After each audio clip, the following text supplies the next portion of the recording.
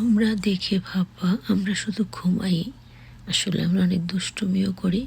আসসালামু আলাইকুম রহমতুল্লাহি ওয়া বারাকাতুহু। এই যে এই মুহূর্তে এখন বাজে 7টা বাজার 10 মিনিট বাকি আছে। আমি টুইক্স ঘুমাচ্ছিলাম, আমার সাথে টেঙ্গিও ঘুমাচ্ছিল। ও আমাকে বাবার মতো করে স্নেহ করে, ওদেরকে আগেও বলেছি।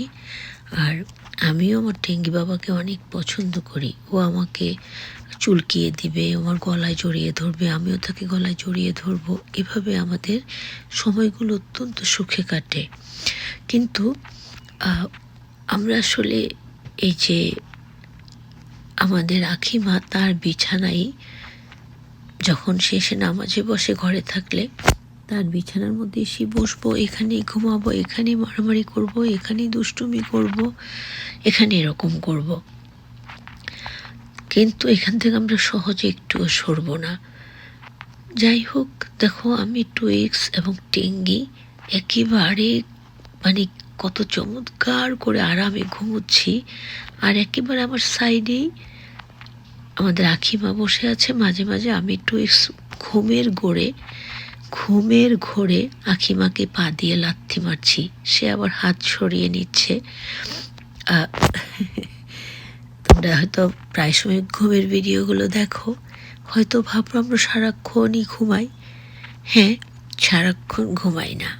আখিমা যখন সময় পান তখন তো ভিডিওগুলো করেন। সো যখন আমরা ঘুমিয়ে থাকি, উনি বিছানায় আসেন, তখনই সাধারণত ভিডিওগুলো করা হয়। আর যখন আমরা বাইরে অনেক বেশি খেলাধুলা করি, দুষ্টুমি করি, মারামারি করি, খাই দাই করি, তখন আখিমা হয় কাজে বাইরে থাকেন, না হয় ঘরে কাজে ব্যস্ত থাকেন, আমাদের ভিডিও করতেই পারেন না। কিন্তু আবারও বলছি, এই যে দেখো লম্বা হয়ে আমার লেজ কোথায়, আমি কোথায়, আমি হলাম কে জানো তো? এইবারে ছোট্ট সদস্য টুইক্স। আমার পাশে কে আছে খুব ভালো করে তোমরা ওকে চেনো, সে হচ্ছে আমাদের টেঙ্গি। তারপরে আছে ট্রেনিটি, সাদা কালো বিড়াল, সেও আমাদের বন্ধু। ট্রেনিটি আগে আমাদেরকে খুব শাসন করতো, এখন আমি একটু হামকি ধমকি দেই, আমি টুইক্স, সেই জন্য এখন আমাদেরকে একটু গণ্যমান্য করে, বুঝছো? আসলে নিয়ে ওদের জায়গা কোথাও নেই। যদি একটু হামকি ধমকি দেয়া যায়, দেখা যায়, তখন জায়গাটা পাকাপোক্ত করা যায়। এই যে এখানেও দেখো আমি টুইক্স, আমার ফ্রেন্ড অর ফাদার একসাথে আমরা ঘুমাচ্ছি। আর টেঙ্গি একটু দূরে, ট্রেনিটি একটু দূরে ঘুমাচ্ছে। আমরা এমনি করে আঁখি মায়ের বিছানায় কন্টিনিউ থাকি। কিন্তু জানো তো, যখন আমাদের বাবা সারোয়ার সোহেল ঘরে আসেন, আসলে আমাদের কারণে এখানে সবারই অনেক বেশি ঠান্ডা লেগে গেছে, মানে কারোই ঠান্ডা ভালো হচ্ছে না। তখন সারোয়ার বাবা কি করেন, আর রুমের মধ্যে ঢুকতে দেন না। কেন জানো তো? ঢুকতে দেন না কারণ ঢুকলে আমরা ওই যে গা চাটাচাটি করি, এটা তো আমাদের বিড়ালদের স্বভাব, জানোই। আর তখন গা থেকে একটু দুর্গন্ধ বের হয়, আর এটা তিনি পছন্দ করেন না।